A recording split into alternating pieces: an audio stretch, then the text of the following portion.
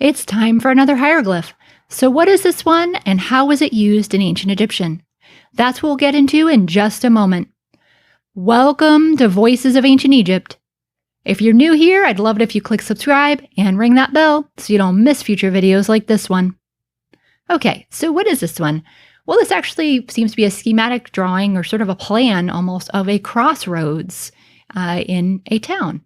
And that is actually how this sign is used generally is in things related to towns.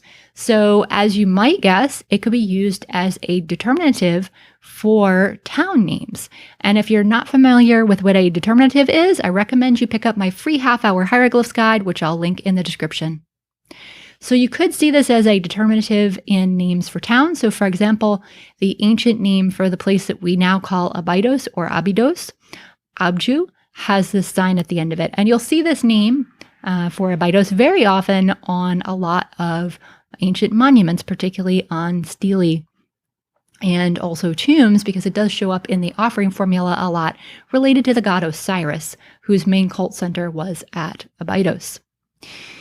But in addition to this use, it can also actually write the word town by itself. Well, sort of by itself. It usually has the complement T and a little dash, although technically it could work by itself.